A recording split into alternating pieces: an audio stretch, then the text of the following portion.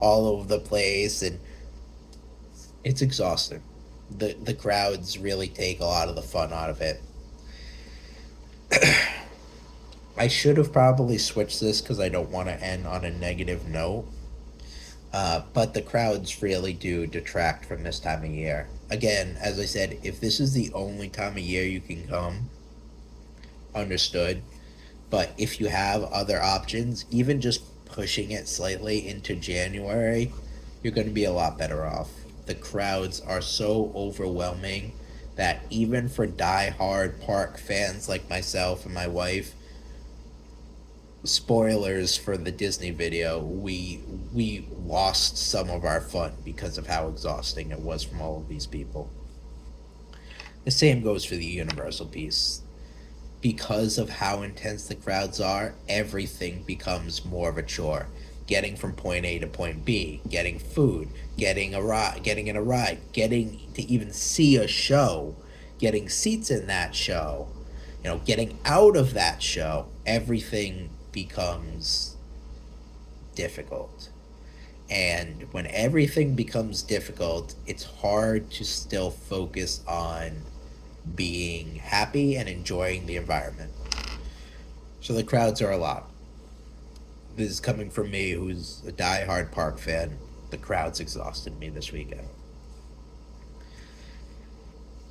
That's all I'm going to say on that one, because my throat's already starting to get hoarse. And I have to save some for this last one. So my number one worst thing I experienced this weekend. If you've seen my videos before, you probably aren't going to be surprised by this. It's the goddamn Cat in the Hat ride. I hate the Cat in the Hat ride. I had a particular hatred of the Cat in the Hat ride this weekend. But if you haven't seen my other video on it, let me tell you why the Cat in the Hat ride sucks. The Cat in the Hat ride is like Winnie the Pooh at Magic Kingdom. You sit in something and you go and you see the story of you see the story unfold, right? In Winnie the Pooh, it's Pooh himself meets Tigger. There's the big flood. They talk about heffalumps and woozles and the wind and all kinds of stuff. It's the original Winnie the Pooh cartoon slash book. Cat in the Hat does the same thing. It follows the story of the Cat in the Hat by Dr. Seuss. The problem with that ride is that it is disturbing. So thing one and thing two fly very quickly from room to room, and it's almost like a horror element to it, because you get spun around on this ride. For some reason they want to make it even trippier. You get spun around on this ride, so sometimes you come face to face with thing one and thing two as they're popping out of something, or as you're spinning, all you do is you just see the brief outline of their red shirts and their blue hair as they sort of run by you. The animatronics in the Cat in the Hat ride are not pleasant. They are disturbing. They are the Cat in the Hat itself has sort of eyes that like half blink and look very creepy and stare at you. It's not pleasant. I believe I mentioned before, and I still not 100% certain that, but the bowl that like the goldfish is in, I believe has like dark like sludge on the bottom of it. Maybe because it hasn't been washed, or maybe it's just because of a shadow or whatever. But it looks gross. The entire ride is just a nightmare fueled dream of no fun, not at all. I did not have fun riding that the first time, and the only time I rode it, because the problem that I had with Cat in the Hat this weekend.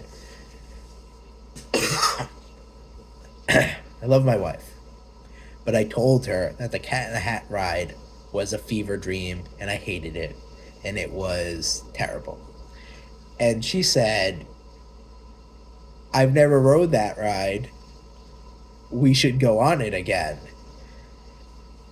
And I said, okay, if you want to, so that way you can see what I'm talking about. But I'm telling you, it's a terrible ride and you're not missing anything by skipping it.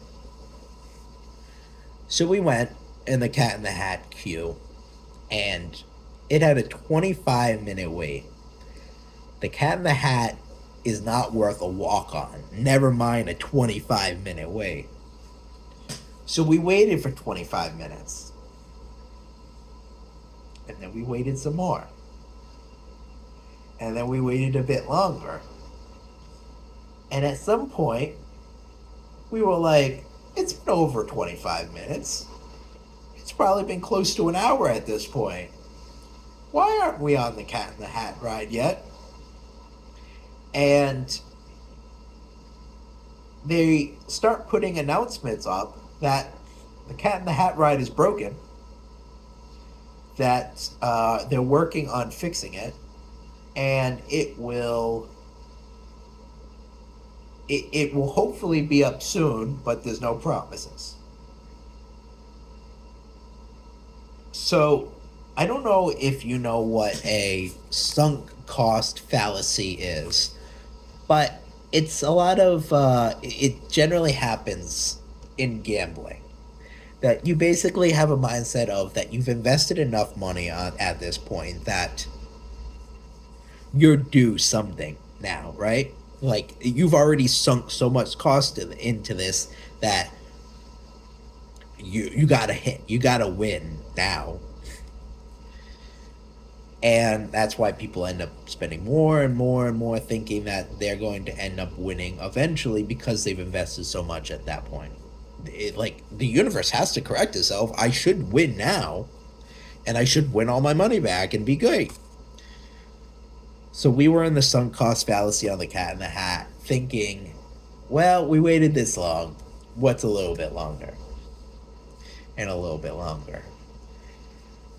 And we ended up standing in that queue longer than I would have liked, until we eventually said, all right, we gotta bail.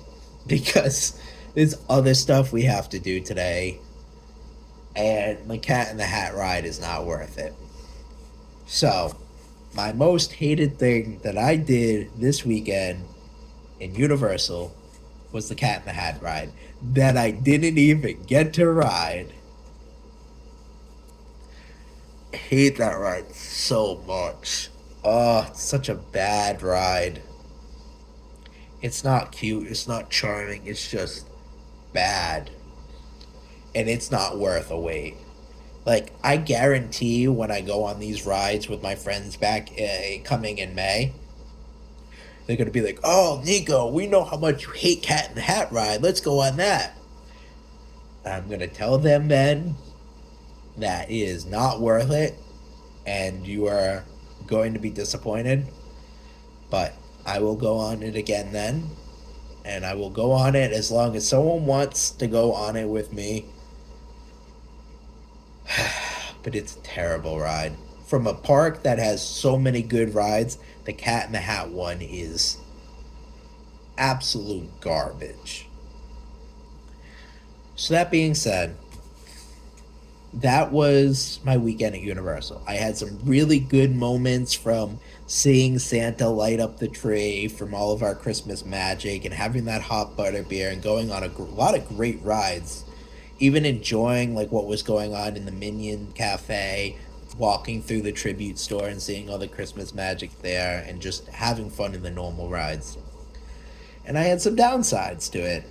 How crowded it was, having to rush against the time because of the park close time, the food not being fantastic, Harry Potter Land just being a mess to try and navigate with that many people, the crowd just being so intense you could barely breathe, and that damn Cat in the Hat ride. That was my weekend. That was my day at Universal. It was good. I will say, all of those things being said, I still had fun. I love going to the parks. I love just doing that kind of thing, and I had a lot of fun doing it. Would I want to do this again in a holiday season? Hell no. Could I do the same amount of stuff in a different season, just not see the Grinch-tacular? Yeah. But the Grinch-tacular was a lot of fun, but would I go through all of this stuff again just to see the Grinch-tacular? No. So, that was my Universal trip. It was interesting, it was fun, it was nightmarish in some situations, but it made memories. I can't say that it didn't have that. So, I hope you've enjoyed the video. This is a longer one. I did combine my top 5 best and worst in one. The next video is just going to probably be my top 10 worst or best things at Disney. But I wanted to combine them both because I only did one day Universal. So I hope you enjoyed. I know that it's probably been a little bit since I've uploaded something, but I was sick, and I didn't record anything while my wife was here. I took plenty of pictures and I recorded a lot of stuff that we did, but I didn't record myself reviewing anything. A lot of the stuff that we did and ate and stuff was stuff I've already done in some capacity, that I've already reviewed in some capacity as well. So hope you enjoyed, and there will be more coming. And yeah, till next time.